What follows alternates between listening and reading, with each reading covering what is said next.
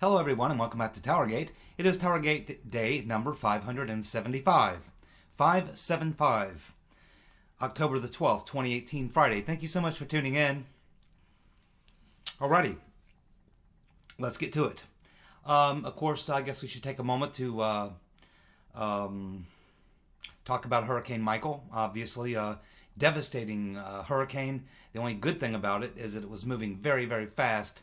So it didn't, sit around in one place and drop as much rain as it could have. Probably didn't get quite the flooding that it could have been. So there was some, something good about it there. Still had a pretty nasty storm surge on the one side of the eye wall where they got a lot of water. I think around the Mexico Beach area. But it's moving very quickly now, and hopefully it'll keep moving quickly because that means it has less time to drop rain, cause more flooding. Of course, in the Carolinas, where they're still trying to recover. In fact, they still haven't had the water recede from the hurricane that they just had. So I know I have a lot of commenters, a lot of YouTube subs that come to my channel that live all in that area.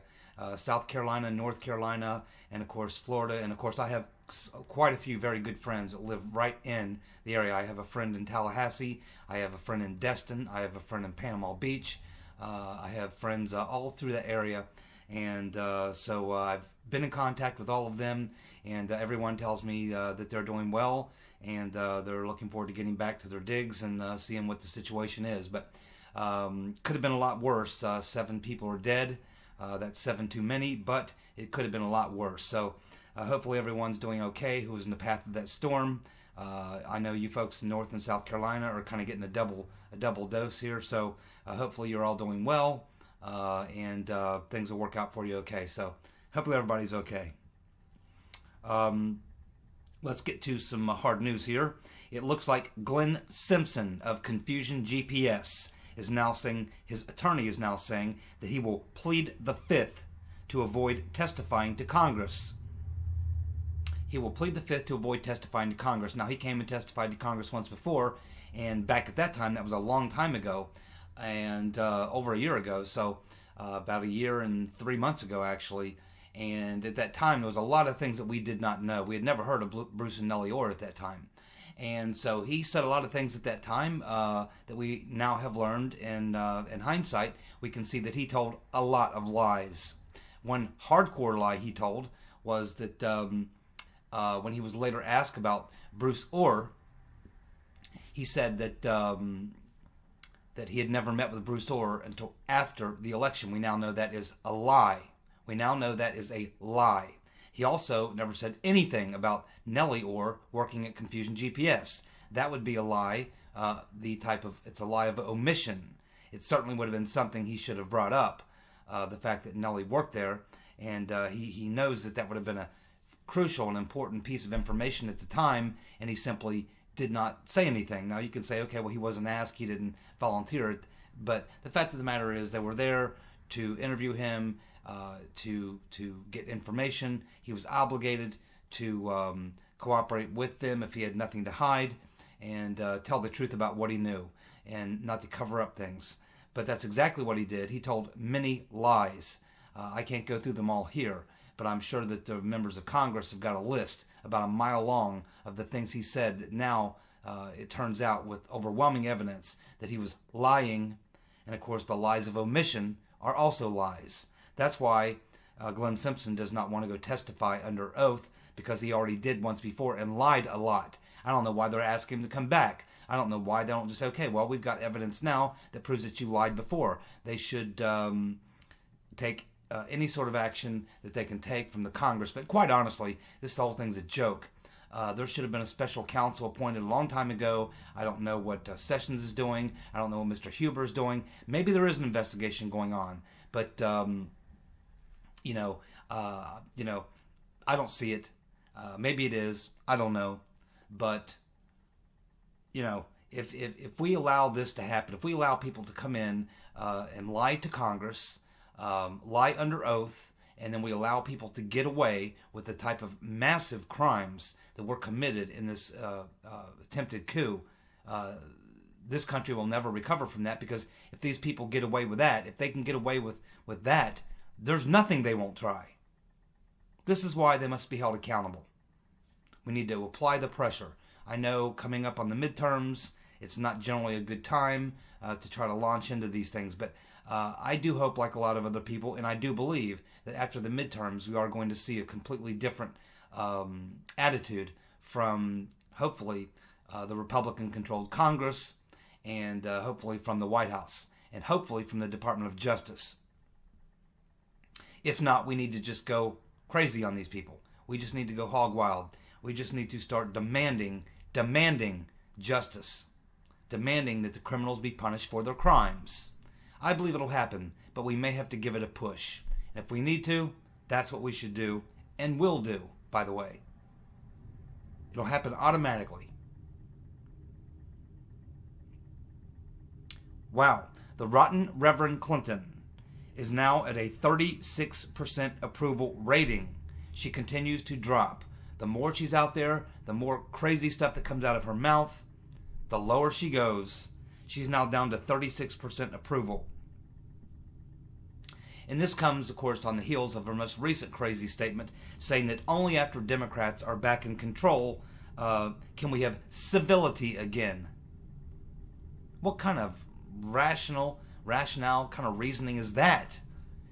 Okay, we're going to act like crazy people, but if you put us back in power, we'll act sane again. What kind of nutty thought is that? What kind of crazy thing is that to say? I mean, does she think people are actually go, oh, okay, good. So the Democrats are acting like complete crazy people, but if we go ahead and elect them, put them back in power, then they'll start acting normally again. I don't think so. This genie is out of the bottle. This genie is out of the bottle. The only thing that's happened here is that the Democrats have revealed who they truly are, especially the rotten Reverend Clinton. Does anybody believe that the rotten Reverend is going to call off her dogs if she gets in power? No way. I think just about everybody knows that the rotten Reverend Clinton, if she ever gets anywhere near that kind of power, and she gets that power, that she will use it to seek revenge on the country that denied her her power back in 2016, and she will unleash the Hitlery youth. The Hitlery youth will be unleashed if the rotten Reverend Clinton is ever put back in power.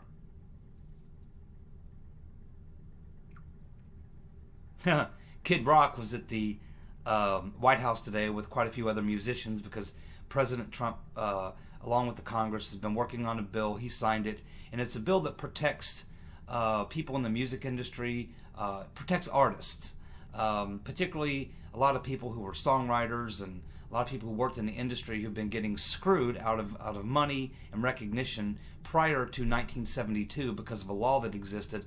A lot of these people really got screwed bad, and this law, basically what it does is it allows artists prior to 1972 to get the royalties they deserve, to get the money they deserve, to get the recognition they deserve. And a lot of modern artists have been pushing for this for a very long time.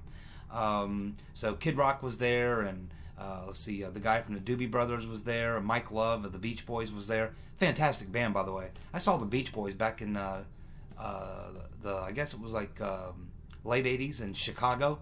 Man, that's a great band. A lot of great hits. So anyway, as Kid Rock was on his way into the White House, the media started shouting at him, and they asked him, they said, should Sessions be fired?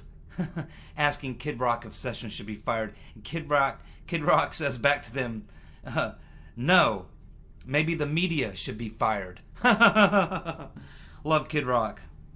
Love Kid Rock. He also does a great show, by the way. Low ticket prices, too. Well, here's an interesting thing that popped up. We have Michelle Obama. That's right, Michelle Obama comes out and shoots down the rotten Reverend Clinton and Eric Holder's calls for incivility. And Michelle Obama basically says that fear is not a proper motivator. So she's taking issue with the Right Reverend Clinton and Eric Holder. Now, of course, it's no secret that the Clintons, particularly Hillary, is not a big fan of the Obamas. The Obamas not a big fan of Hillary. They kind of had to pretend to like each other, but there's not a lot of love lost between the Clintons and the Obamas, particularly since it was actually Sidney Blumenthal during the Democratic primary that put out that picture of Barack Hussein Obama in his Muslim garb, and then actually it was Blumenthal that also started the idea that Obama was born in Kenya.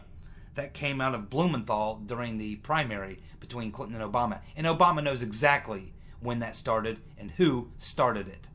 There's not a lot of love lost between the Clintons and the Obamas. So Michelle Obama getting her digs in at the Right Reverend Clinton, and they probably don't want to see the Right Reverend Clinton, in the game anymore. Like a lot of Democrats.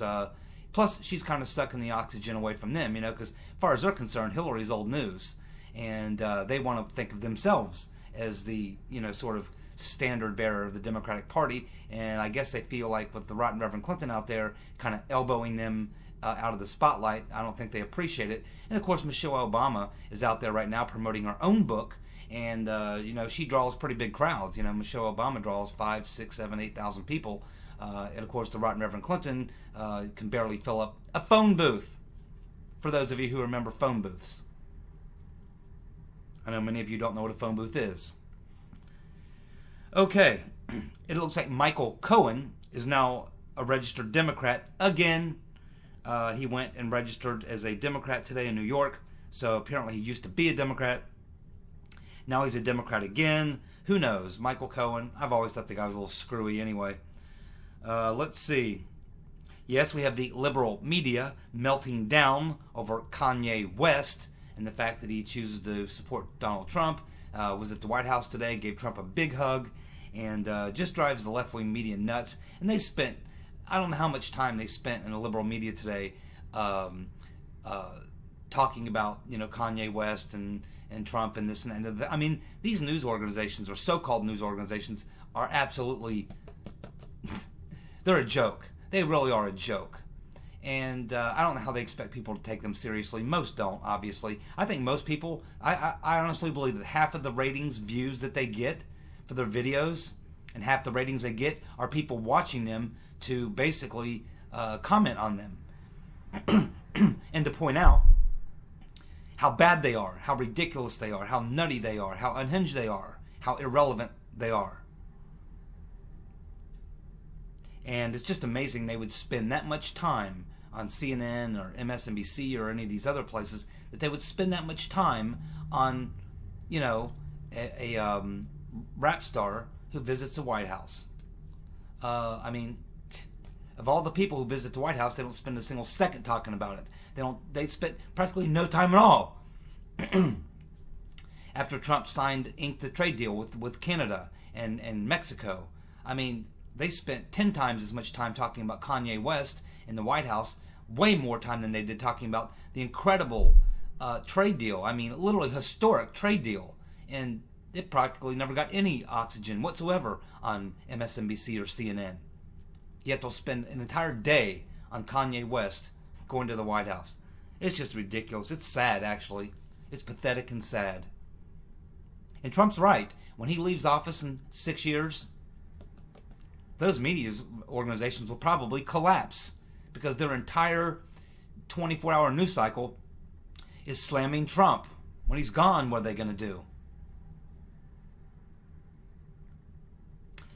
Here's something that's this story is just getting crazier and crazier. Of course, we've been talking about this Democrat doxer, this guy Jackson Costco. Of course, we reported yesterday that he went in front of the judge, and the judge refused him bail. They feel that he's dangerous, So I'm thinking, man, there's got to be something else going on. That's why I said yesterday, there's something else going on here. I mean, a lot of people get bail whose committed some pretty hardcore felonies. What he did was pretty much like, white collar crime or kind of breaking some rules, some little sneaky this and that kind of political stuff, Sure, they're felonies and everything, but, you generally wouldn't think that he would be denied bail because of that. But now we're finding out that at the time that they arrested Costco, that they did their standard, search, they pat you down, search you before they put you in the police car to make sure you don't have any weapons or anything. And they found on him, on his bag, I guess he had a bag on him, and they found cocaine and methamphetamine. So he was found with coke and methamphetamine, and now they're even suggesting possibly that he may have been high at the time that he was carrying out the despicable political act of doxing the 3 Republican senators before he was caught by a Democratic staffer. So this story just gets crazier and crazier. We'll continue to follow it because ultimately we are going to find out who this outside organization is that he was working for. That name, that still hasn't popped up, but I'm sure it will come out. Here's something else that just continues to kind of, flutter out there. Tom Cotton, Senator Tom Cotton. He made a comment the other day about Shumer being behind the Christine Blasey fraud letter, the leak of that. And now we have Tom Cotton. He obviously knows something because these types of comments are not things that you just say unless you have something to back it up. And Tom Cotton is now saying for a fact that Schumer's, that would be Chucky the Cuck Schumer, Chuck Schumer's political operation along with Preet Bharara were behind Christine Blasey fraud's hit on Kavanaugh. Schumer's political organization, along with Preet Bharara, were behind Christine Ford's hit on Kavanaugh, according to Tom Cotton.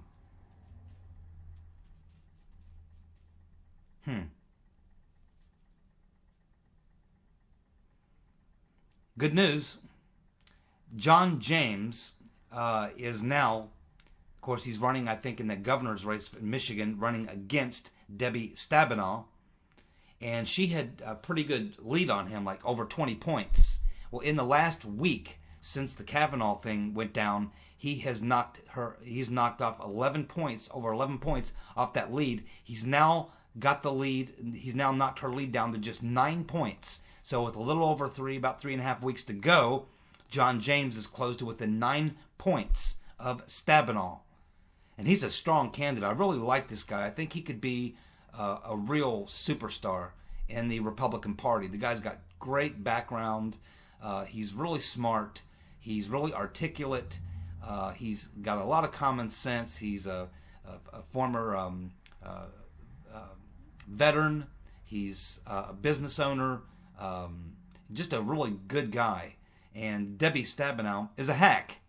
So hopefully you folks out there in Michigan will get out and vote for John James. He is literally a rising superstar in the Republican Party. We'd love to see him beat Stabenow. We'd love to take that Michigan seat as governor, and maybe he can make Michigan great again. They sure need it because they've been under Democratic rule now for many, many years. And the Democrats have ran Michigan, particularly Detroit and other areas around there, ran it completely into the sewer. And I think John James, as governor, could do one hell of a job. Or else maybe he's running for senator. Is that a Senate seat or a governorship? I'm not really sure. I have to look into that. I think it's a Senate seat. I think he's running for Senate. But they need a new governor there too, by the way. They just need a complete change of leadership from top to bottom in Michigan, New Jersey, New York, Maryland. I mean, there's just about a half a dozen states I can think of that Democrats have just destroyed. California. I mean, there just needs to be a wholesale change. So anything you can do in Michigan, a new senator, new governor, whatever you can do, more House reps, whatever you can do, state offices, anything you can do in Michigan, vote Republican. Get the damn Democrats out of there. What the hell have they done for you besides destroy your cities and your state? John James, good man. We have Christopher No Shit Sherlock Ray, who's now firing back at the Democrats who are criticizing him about the investigation, so-called investigation they did on Kavanaugh over the Christine Blasey fraud thing. And Christopher No Shit Sherlock Ray is basically firing back at the Democrats saying, hey, We followed FBI protocol. We did exactly what we were supposed to do, what we were told to do. We weren't held back on our investigation. We did it right. We did it by the book. Now shut the hell up. So Christopher No Shit Sherlock Ray is sick of hearing the Democrats cackling, hackling, and screaming and whining as well. But he should still be fired after the midterms. Don't like him. Don't like Christopher No Shit Sherlock Ray. Obama had a secret plan if Trump challenged the 2016 election. Yeah, this is kind of a big story. I don't know if it's still a big story, but it kind of broke the news this morning. Apparently they were concerned that if Trump lost in a close election, that he would challenge the election. So the Obama administration put together a plan by which they were going to have Colin Powell and Condoleezza Rice. Colin Powell and Condoleezza Rice, that we're going to recruit them to come out and try to, verify the election or say, hey, no, it was a fair election. Don't listen to Trump. He's crazy. And they also were going to have former presidents come forward and try to, I guess, validate the election if Trump lost to Hillary. The funny thing about that is that did not happen. Of course, Trump won handily in the Electoral College.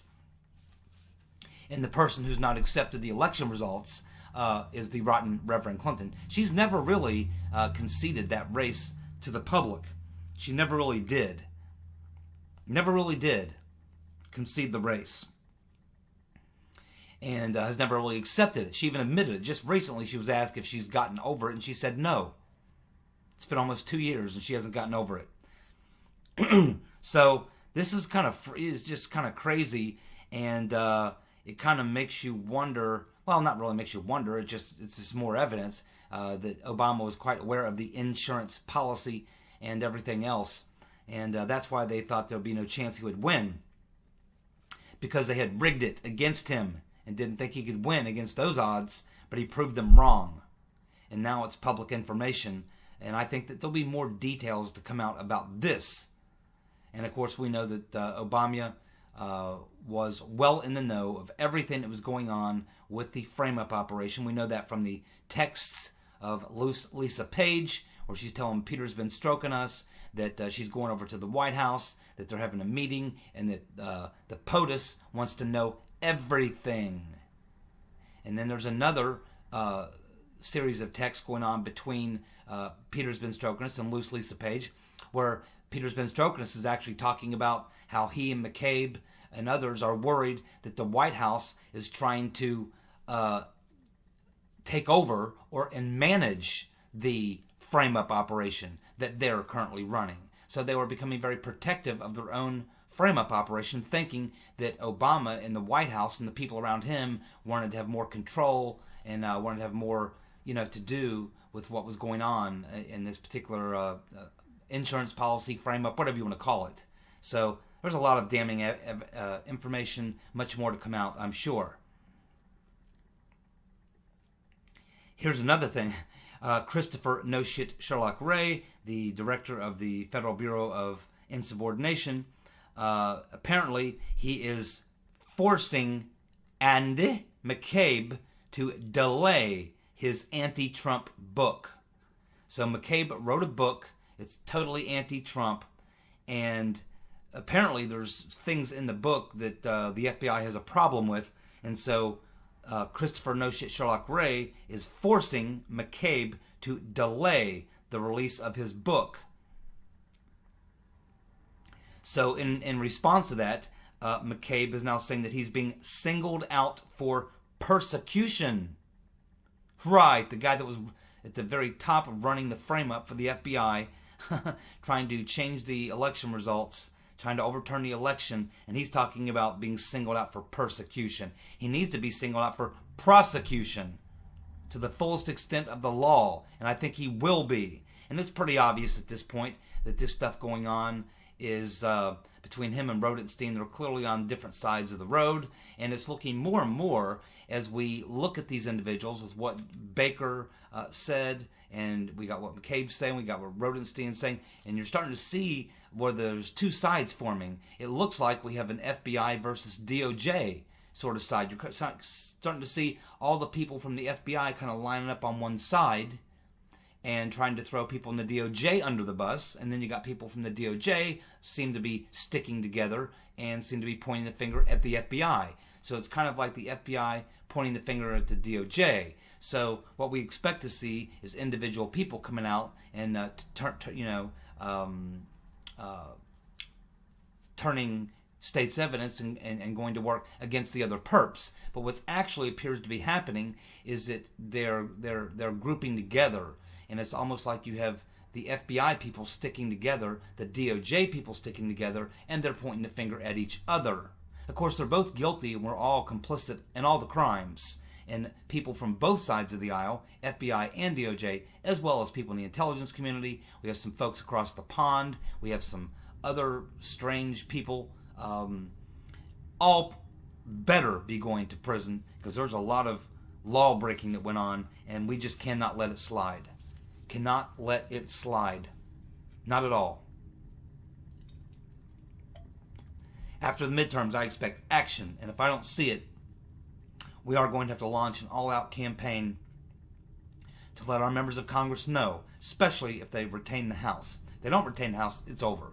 But if they hold on to the House of Representatives, we need to, number one, first, make sure that Jim Jordan becomes Speaker. And we need to make sure we contact our members of Congress to let them know that we want them to support Jim Jordan for Speaker.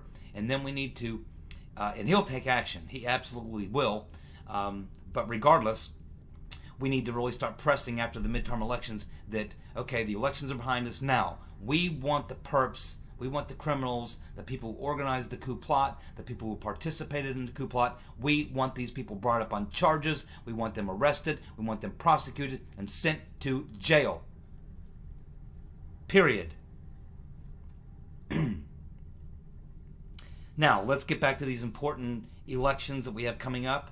Of course, the last 3 days, this will be day 4, I believe, that we've been focusing on these House elections. Remember, the House, it means everything, holding on to the House of Representatives. The odds are stacked against us. It's going to take a really big turnout. And so I'm going through the 38 races that will determine who holds on to the House. So we, of course, this is all done in alphabetical order, and we are now into the M's. So let's pick up where we left off last night. So we're now into Minnesota, District 02, District 2. So in District 2, we have Angie Craig, the Democrat, running against Jason Lewis, the Republican. This, of course, is in the toss-up category. Now, Trump won here by just a fraction. He won this district by 1% in 2016. Now, Jason Lewis, many of you may be familiar with him. He's a conservative, kind of, libertarian conservative, I guess, radio personality. So he has a lot of fans, but he's running in a place where obviously there's a lot of lefties, okay? Let's just be honest. Trump won by 1%, that's good. But what it tells you is it's a very divided district. Could go either way. And right now it is in the toss-up column. So you have to get out and vote in Minnesota District 2. Your vote, your single vote, this race could be so tight that your single vote could be the vote that decides this district and the state. But we must win this district. All these districts which are toss-up or leaning Republican, we have to hold these. We cannot lose any seats that we should win. And on top of that, we have to win some seats that we're not supposed to win. That's why I say the odds are stacked against us. Everything's on the line.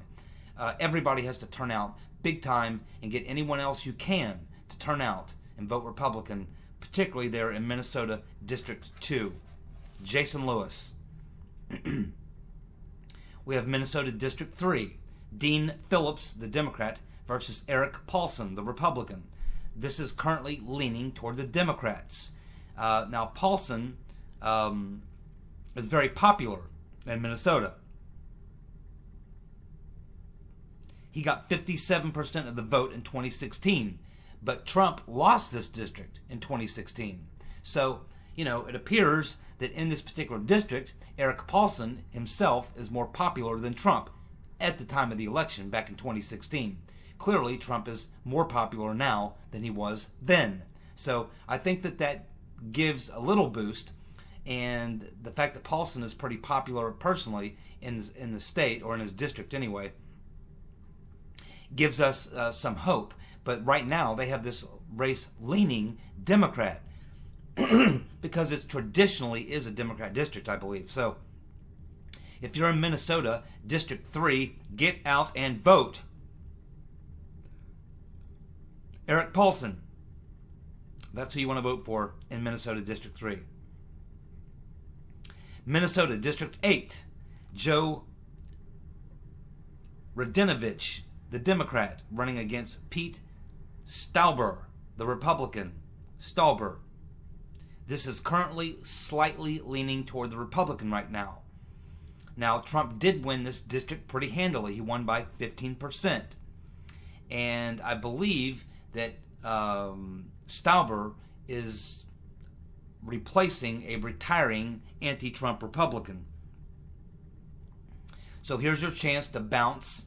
You've got an anti-Trumper who chose not to run for re-election. Here you have Stauber jumping in. We assume that he is a Trump supporter. He is on the Trump train. And Trump did win this race by 15%. So there you go. There's a good opportunity to hold on to a seat that we absolutely need to hold on to in Minnesota. House seats are hard to come by in Minnesota for Republicans. So we need to win every seat that we're supposed to win that's currently leaning Republican or is traditionally held by Republican. We cannot lose any of those seats. You must get out in Minnesota District 8 and vote for Pete Stauber. Then we go to Nebraska. The Cornhuskers, District 2. Karen Eastman, Democrat, running against Don Bacon, the Republican. Don Bacon. This is currently leaning again toward the Republican. Trump did win this district in 2016. And this Karen Eastman, you really have to go out and vote for Don Bacon here, because this particular district here in Nebraska is a pretty solid Republican district, and you just simply cannot elect Karen Eastman. Karen Eastman, she is literally a social justice warrior. I mean, far, far to the left of even the average left-wing Democrat. She is a nut. You cannot let this woman get anywhere near holding a House seat, and we must hold on to the House. So if you're in Nebraska District 2, get out and vote for Don Bacon. We have Nebraska District 4. Steve Horsford, the Democrat, running against Crescent Hardy, the Republican. This is currently leaning Democrat. Leaning Democrat. Now, I don't know much about this district in Nevada, but here in Nevada District 4, you're basically looking at a rematch of the 2014 race. So I guess it was these two that ran it off in 2014. This is right now leaning toward the Democrats. So you have to get out there and vote for Crescent Hardy. Crescent Hardy is who you want to vote for in Nevada District 4. Make it happen.